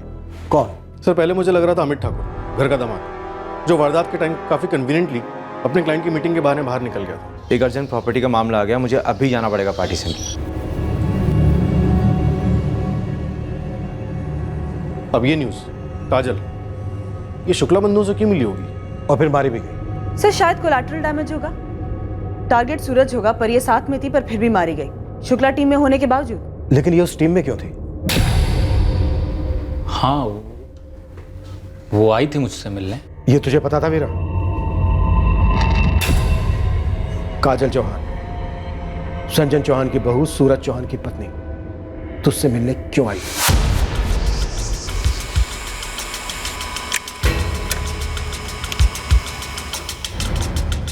मती मारी गई है आपकी। ऐसी वाहियात खबर आपको दी किसने? मेरी बीवी काजल, वो उन कुत्तों से मिलने जाएगी। पहले तो बेरहमी से कत्ल कर दिया उसका, अब उसे बदनाम करने की कोशिश कर रहे हैं। हमें ये बात शुक्ला बंधुओं ने नहीं बताई, बल्कि हमने खुद पता लगाया। सुधा जी, कत्ल से ठीक एक दिन पहले आप कानपुर चली जाती है और उसी दिन तुम्हारी बहन और जीजा तुम्हारे घर पे रहने आते हैं। राधिका को बाहर का खाना खाना होता और तुम लोग खाना बाहर से मंगवाते नहीं, बल्कि काजल खुद ये कहती है कि तुम और वो बाहर से जाके खाना ले आओ। उसी दौरान घर पे कोई आता है, सीसीटीवी डिस्कनेक्ट करता है, पुरानी सारी रिकॉर्डिंग्स मिटाता है और तुम लोगों पे हमला करता है। अब ये बताओ, बिना किसी अंदर की मदद के ये साजिश कैसे मुमकिन? लगाम दीजिए इंस्पेक्टर, लगाम दीजिए अपने दिमाग के घोड़ों को। मेरी बहन को उस दिन एक खास जगह से खाना खाना था और वो लोग होम डिलीवरी नहीं करते, इसलिए मैं और काजल बाहर खाना लाने गए थे। चलो ना, राधिका दीदी का बहुत मन है आज वहाँ से खाना खाने का। उन्होंने मना किया आज खाना बनाने के लिए। हाँ तो ऑर्डर कर दो ना। वो मैंने फोन किया था हाईवे क्लासिक, पर उन्होंने कहा कि उन्होंने होम डिलीवरी बंद कर दी है। अरे तो कहीं और से मंगवा लो। ऐसा मत कहो सूरज, राधिका दीदी का बहुत मन है कि वो वहीं से खाना खाए। कम से कम इतना तो कर सकते हैं ना। अच्छा ठीक है, चलो। ये हुआ था उस दिन, लेकिन आप लोग जो 2 और 2 6 कर रहे हैं ना, वो वाहियात है। काजल पर शक कर रहे हैं आप? काजल पर? काजल ना सही तो फिर और कौन? कौन था जिसने हत्यारों की मदद की? अमित, राधिका, सुधा जी या फिर तुम? ये बात मैंने किसी को इसलिए नहीं बताई क्योंकि वो औरत ना ही इस बिजनेस का हिस्सा थी और ना ही इस फसाद का। फिर तुझसे मिलने क्यों आई थी? दलील लेकर आई थी सर कि ये फसाद और आगे ना बढ़ाया जाए, इस दुश्मनी को यहीं खत्म कर दिया जाए। काजल जी, आपके ससुर जी ने मेरे पिता को मेरे और मेरे भाई के सामने गोली मार दी। उन्होंने जो किया गलत किया। और आपके पति ने हमें खरीदने की कोशिश की, कहा कि हमें केस वापस ले लें। वो सही था? वो भी गलत था। लेकिन आशीष जी, जिस तरह से दर्द ने आपकी नींद हराम कर रखी है, वैसे ही डर ने हमारी नींद उड़ा दी है। आप अपने डर की बराबरी हमारे दर्द से कर रही हैं? बिल्कुल नहीं। हमारे डर के सामने आपकी परेशानी बहुत बड़ी है। लेकिन आशीष जी, मैं आपके सामने हाथ जोड़कर विनती करती हूँ, जैसे सूरज के सामने की थी। कानून को अपना काम करने दीजिए। तो फिर सूरज से कहिए कि भानु और कमल को बलि का बकरा बनाने की कोशिश ना करें, क्योंकि ये कानून और इंसानियत दोनों के खिलाफ है। हाँ कहूँगी, लेकिन आप दोनों भाई मेहरबानी करके ये मरने मारने की बातें मत करिए। और सर, बदला लेना हमारा इरादा कभी नहीं था। लाख छुपा लो, ना तो मुजरिम बच सकता है और ना ही उसका इरादा छुप सकता है। अब तेरा इरादा भी बहुत जल्दी सामने आएगा आशीष, तब तू हमारे इरादे का स्वाद चखेगा और उसका स्वाद इस जिंदगी भर तू कभी भूल नहीं पाएगा।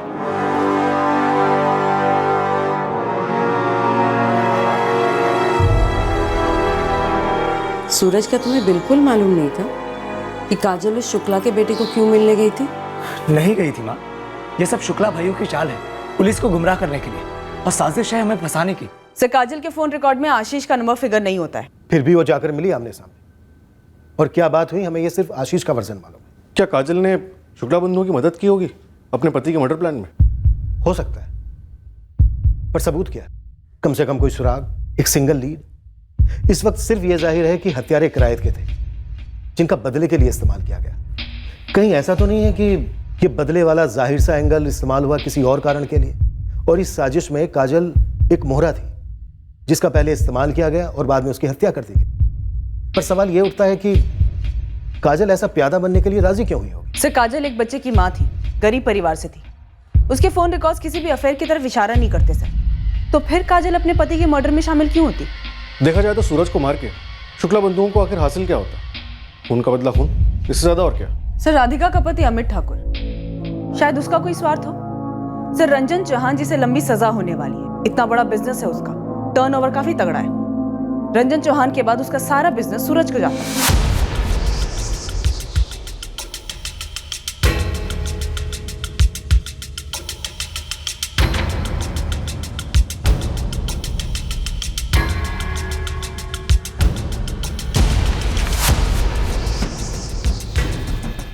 सर, अमित ठाकुर के फोन रिकॉर्ड्स में कुछ भी सस्पिशियस नहीं मिल रहा है। राधिका के कॉल रिकॉर्ड्स की भी सेम स्टोरी है, लेकिन एक बात अजीब है। कत्ल के दिन अमित और राधिका के बीच का फोन कॉल दोपहर 12:45 पे।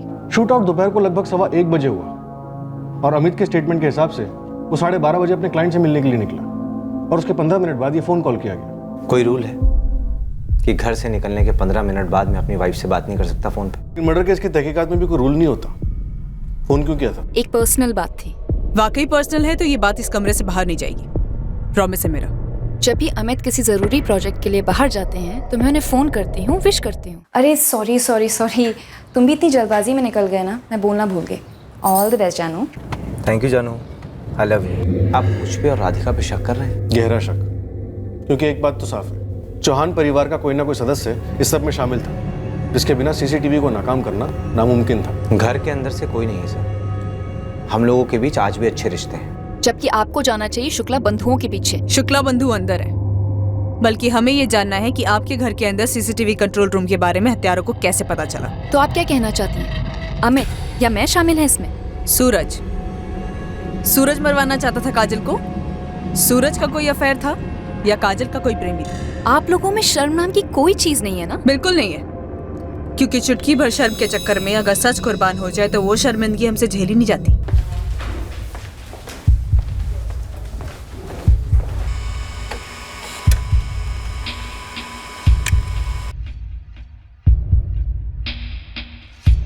सर, कभी नहीं सर। काजल दीदी ने सूरज जीजा जी के कोई अफेयर के बारे में कभी कुछ नहीं बताया। सर, वो दोनों एक दूसरे से बहुत प्यार करते थे। शादी से पहले तुम्हारी काजल दीदी का कोई अफेयर था? नहीं सर, और सर होता तो काजल दीदी मुझे जरूर बताती। सर, हम दोनों एक दूसरे के बेस्ट फ्रेंड्स थे सर। सूरज जीजा जी बहुत प्यार करते थे उनसे, बहुत इज्जत करते थे उनकी। और आप ये जो इल्जाम लगा रहे हो ना सर कि सूरज जीजा जी ने कुछ करवाया होगा, सर ये तो इम्पॉसिबल का इम्पॉसिबल है। मैं लिख के दे सकता हूँ। इस सूरज के पिछले 1 साल के सारे फोन रिकॉर्ड्स खंगाले, कोई अफेयर नहीं, शक करने जैसी कोई भी बात नहीं। कहीं ऐसा तो नहीं है कि आशीष और वीरा ने इतनी तगड़ी फुल प्रूफ प्लानिंग की कि हमें इस केस को क्रैक करने के लिए एक तिनका तक नहीं मिल रहा है? सर, पूरे जिले के सुपारी हथियारों के नेटवर्क को स्कैन किया, खबरों ने दिन रात एक कर दिया, लेकिन कुछ हासिल नहीं हुआ। किससे नहीं पूछा ये पूछिए, सब यही कह रहे हैं, आपसी दुश्मनी आपसी दुश्मनी। एक भी गैंग नहीं छोड़ा मैंने, रिटायर गैंग, नौसिखिया गैंग या लॉकअप में बंद गैंग, सब मुझसे यही पूछ रहे हैं कि किसने किया बे। तो क्या साले आसमान से टपके थे? आपने तो आसमान भी खंगाला ना साहब, चौहान कोठी इलाके का डम डेटा भी निकलवाया, कुछ नहीं मिला। ऐसी सेटिंग सालों में नहीं देखी साहब। खबरी की बात भी सही है सर, सालों में ऐसी प्लानिंग नहीं देखी। डम डेटा के बाद भी एक नंबर ऐसा नहीं जिसको फॉलो किया जाए। जो शायद पूरे ऑपरेशन के दौरान फोन इस्तेमाल ही ना किए गए हों। शायद ये हत्यारे फोन अपने साथ लेकर ही ना गए हों। ये भी तो हो सकता है कि काजल आशीष से मिली जरूर, लेकिन उसने शांति की दलील ना की, या फिर कत्ल की साजिश में मदद की ऑफर की, या कत्ल वाले दिन सीसीटीवी के कंट्रोल रूम के बारे में हथियारों को इन्फॉर्मेशन दी हो। बट सर काजल भी तो मारी गई है, और अगर वो क्रॉस फायरिंग में मारी भी गई है तो उसने ऐसा वक्त क्यों चुना जब वो सूरज के साथ थी? शायद काजल क्रॉस फायरिंग में नहीं मरी, उसके साथ डबल क्रॉस हुआ है। शायद टारगेट सूरज ही था, उसके बाद काजल पर फायरिंग और सूरज बच गया। सर, एक तरफ इस आशीष और वीरा की खाल उखाड़ते और दूसरी तरफ शुक्ला बंधुओं की मदद करने वाले घर के अंदर में से कोई 4 सस्पेक्ट हैं। माँ सुधा, बहन राधिका, जीजा अमित और खुद सूरज। इन सब की कत्ल के दिन वाले ही नहीं, बल्कि पिछले 3 महीने की सारी मूवमेंट्स ट्रैक करते, जब शेखर शुक्ला के मर्डर के चार्ज में रंजन चौहान गिरफ्तार हुआ था। अपने बेस्ट बंदों की टीम्स बनाओ, शुक्ला परिवार और चौहान परिवार के पीछे लगा दो। पता तो चले कि ये केस वाकई में रिवेंज ड्रामा है या फिर रिवेंज ड्रामा का मुखौटा पहने किसी दूसरे ही जज्बात की दास्तान है।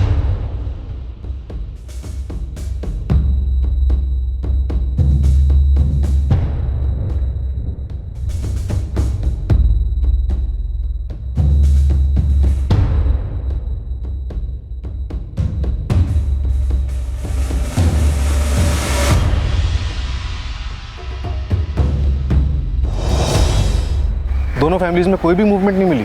साहब एक छोटी सी बात है, सोच रहा हूँ बताने लायक है या नहीं। बोल। रंजन चौहान के भट्टे के मैनेजर से बात हुई थी, उसने बात में एक नाम लिया था। तू भी ले। जगदीश कनौजिया नाम है बंदे का, भट्टे पे काम करता था। हाँ, कांड से 1 महीने पहले वो नौकरी छोड़ के चला गया। तो ये जगदीश साहब भट्टे पे ही पैदा हुआ था और रंजन चौहान के सबसे खास मुलाजिम में से एक था। हमने कितनी बार पूछा, अबे जगदीश बोल तो, माजरा क्या है, पर नहीं, कुछ बोला ही नहीं। हमें ये बात खली तो हमने सूरज जी को भी ये बात बोल दी।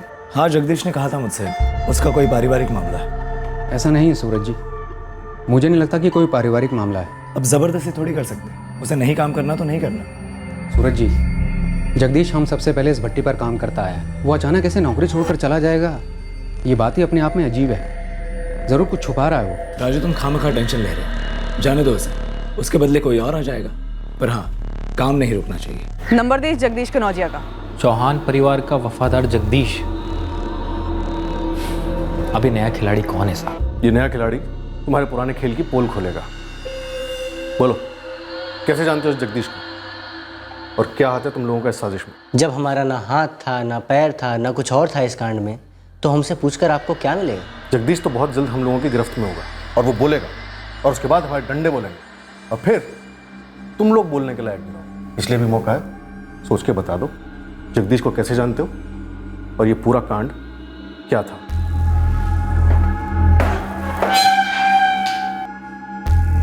क्या देख रहे? ये जगदीश भी तुमसे मिलने आया था?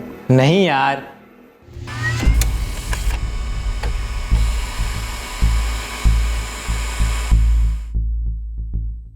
जगदीश कनौजिया? हाँ, काम करता था हमारी भट्टी में। अब कहाँ है? हमने उसे उसके ऋषभपुर वाले एड्रेस पे ढूंढा, पता चला बोरिया बिस्तरा बांध के कहीं निकल गया। पर इसका मेरी पत्नी के कत्ल से क्या ताल्लुक? ताल्लुक ही ताल्लुक है। घर की गृहिणी जो एक मकान को घर बनाती है, उसका कत्ल हुआ है, और घर के ही किसी आदमी के कारण हुआ है। तो आप कह रहे हैं कि जगदीश ने काजल और मुझे मरवाने की कोशिश की है? जगदीश तुम्हारे लिए परिवार के सदस्य की तरह था, तुम्हारे सबसे वफादार मुलाजिमों में से एक। हाँ था, लेकिन हमने क्या बिगाड़ा उसका? वो ऐसा क्यों करेगा सर? सही है, ये किसी भी एंगल से इत्तेफाक हो ही नहीं सकता है कि जगदीश कनौजिया का फोन 28 सितंबर को ही स्विच ऑफ होता है। ये हमारा पहला सॉलिड लीड है। इसकी कॉल लिस्ट के एक नंबर को खंगालते हैं। 28 से पहले इस वफादार ने जिससे बात की है, उसी में इसकी बेवफाई का सबूत मिलेगा। आप घर पर ताला लगाकर क्यों निकल गए ये नहीं पता, पर जगदीश भाई साहब, उनकी पत्नी मंजू भाभी और दोनों बच्चे सभी चले गए। कुछ तो बताए होंगे, कहाँ जा रहे हैं या क्यों जा रहे हैं? मंजू भाभी फरीदाबाद की बात कर रही थी, कह रही थी जगदीश भाई साहब को वहाँ कोई नौकरी लगी है। और ये फैमिली भी 28 सितंबर को चली गई। अब तारीख ऐसे कौन याद रखता है, पर 2 हफ्ते हो गए हैं।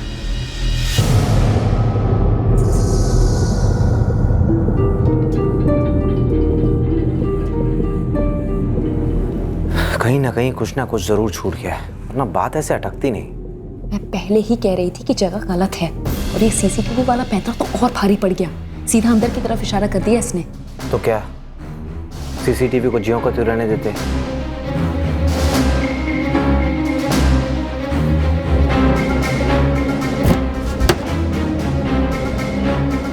हो गया।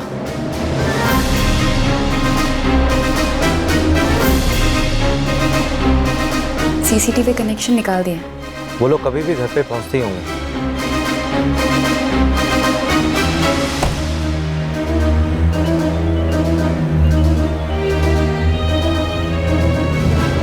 ऊपर से ये जगदीश फोन चेंज करके बैठे हो। पर फरीदाबाद में कहाँ छुपा है, कुछ पता है? नहीं मालूम।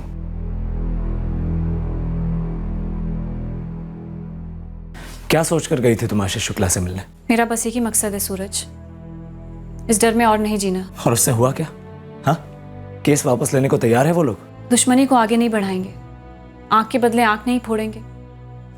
आशीष शुक्ला मुझे समझदार मालूम हुआ, यही समझदारी मैं तुमसे चाहती हूँ। कोर्ट जो भी फैसला ले पापा जी के लिए उसे कबूल करना होगा। काजल, मैं नहीं चाहता कि तुम भी इस झमेले में पड़ो। वो कैसे हो सकता है?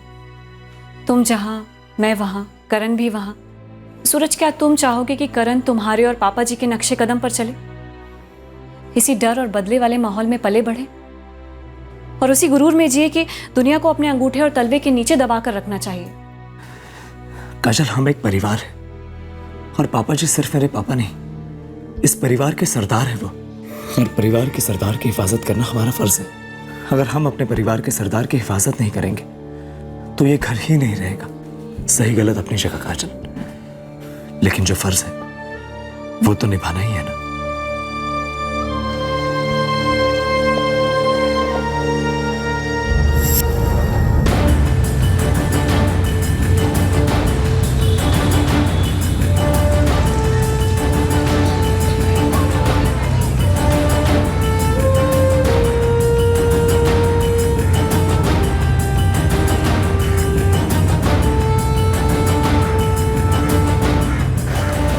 मैडम जी 4 दिन से बिना सोए दूरबीन पे आग लगा के रखे हैं, तब जाके आपका कबूतर हाथ लगाए जगदीश कनौजिया। चंदर, हम जल्द से जल्द पहुंच रहे हैं, लेकिन नजर हटाना नहीं, उड़ने ना पाए।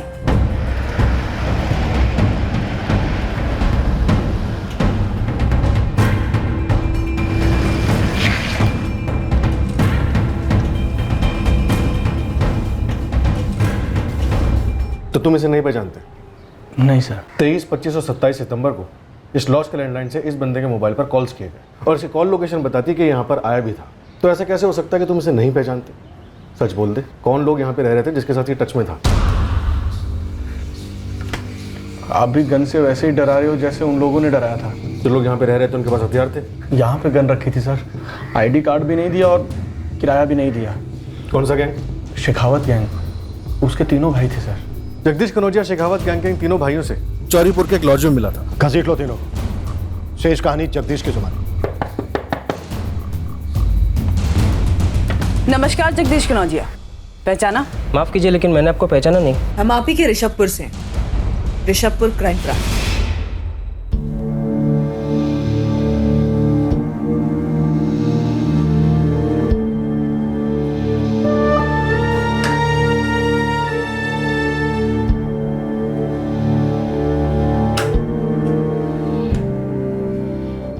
बड़े दिनों बाद वक्त निकाला अपने पापा से मिलने के लिए, और अभी तक अपने पापा का काम पूरा नहीं कर पाए तुम। फिर वही रोने वाली शक्ल, एक पैर ही तो टूटा है, जिगर तो नहीं। पैर तो फिर भी ठीक हो जाएगा पापा, पर मेरा जिगर और मैं कभी ठीक हो पाएंगे भी या नहीं मुझे नहीं पता। इस बिसात पर अब कोई मोहरा नहीं बचा है चाल चलने के लिए जगदीश। निशाने पे तो काजल मेम साहब थे, छोटे मालिक को तो सिर्फ घायल करना था। और ये वफादारी तो किसकी निभा रहा था? बड़े मालिक की और रंजन चौहान की। छोटे मालिक की। रंजन चौहान और सूरज चौहान ने मिलकर प्लानिंग की थी काजल चौहान को मारने की। बेटा, ये वक्त है सूरज की तरह तेज चमकने का, सीधे सीना ताने। सौदा पूरा करो। अब कोई सौदा नहीं होगा पापा। जगदीश पुलिस की हिरासत में,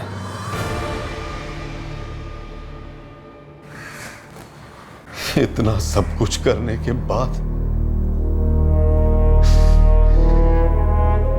तुमने ये होने कैसे दिया सूरज? इतना सब कुछ करने के बाद भी कुछ हासिल नहीं हुआ पापा, ना ही होने वाला। अपना सब कुछ खो चुका हूं मैं। तुम्हारा सब कुछ तुम्हारे पापा हैं सूरज। अब अगर तुम कमजोर पड़ गए ना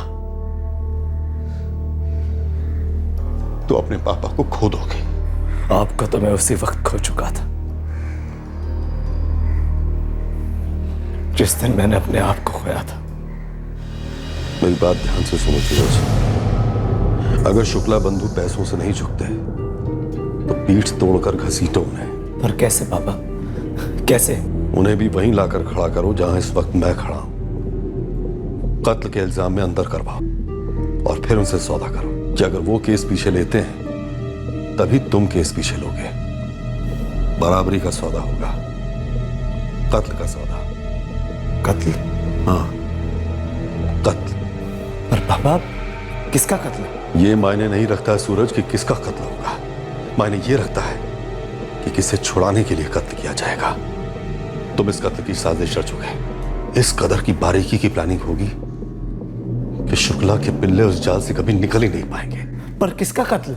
परिवार के लिए कत्ल होगा, हमारे लिए, तुम्हारी मां के लिए, तुम्हारी बहन राधिका के लिए, उसके पति अमित के लिए और इस घर के चिराग हमारे करण के लिए। ये सभी हमारे परिवार के ही हैं सूरज। सिर्फ तुम्हारी पत्नी काजल इस परिवार की नहीं। पापा, पत्नी तुम्हें दूसरी भी मिल सकती है लेकिन तुम्हें दूसरे पापा कभी नहीं मिल सकते। इस वक्त तुम्हारा परिवार ही तुम्हारे लिए सब कुछ है। काजल को हम कूड़े से उठाकर लाए थे, उसे ऐसी जिंदगी दी जो उसे 7 जन्मों में नसीब नहीं होती। अब अगर हमारे परिवार के लिए उसकी आहुति चढ़ती है तो चढ़ जाने दो। हम उससे भी बेहतर लड़कियों की लाइन लगा देंगे तुम्हारे लिए सूरज। ये वादा है हमारा तुमसे। सूरज, हमारे परिवार का सबसे वफादार आदमी है जगदीश। तुम उसकी मदद लो, राधिका और उसके पति अमित की भी मदद लो। लेकिन हाँ बेटा, अपनी मां को इन सब चीजों की भनक मत लगने देना। वो हमारे परिवार की सबसे कमजोर कड़ी है। लेकिन तुम्हें इस परिवार का खंबा बनना है सूरज, और आगे चलकर सरदार भी बनना है।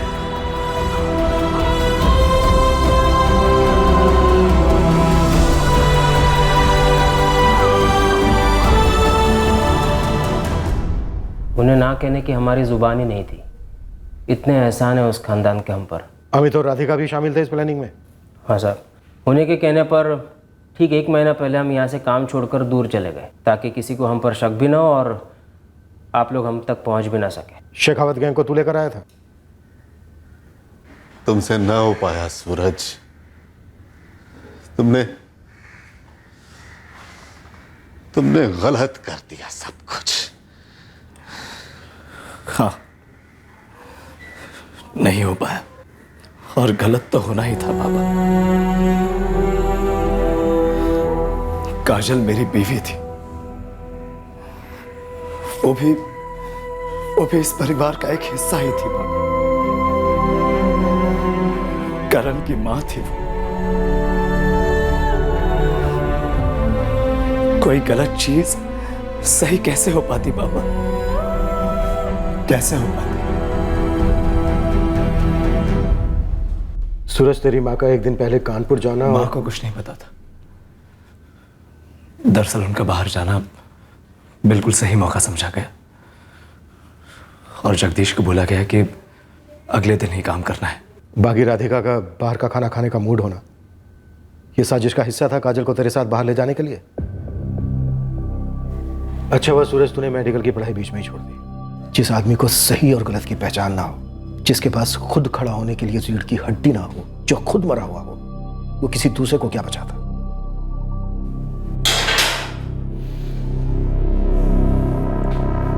साहब, हमने आपसे कहा था ना कि एक दिन आपको भी विश्वास करना पड़ेगा कि हम निर्दोष हैं।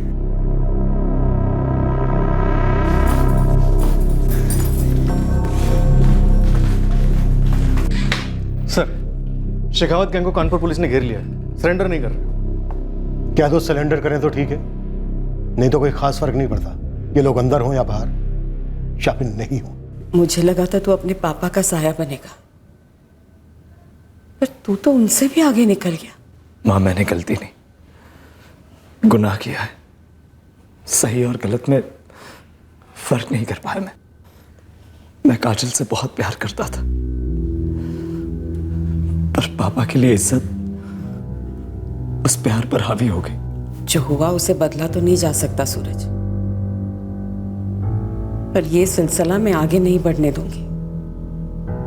मैं वचन देती हूं तुझे, तेरा बेटा करण काजल जैसा बनेगा, वो तेरा साया नहीं बनेगा, मैं उसे बनने नहीं दूंगी।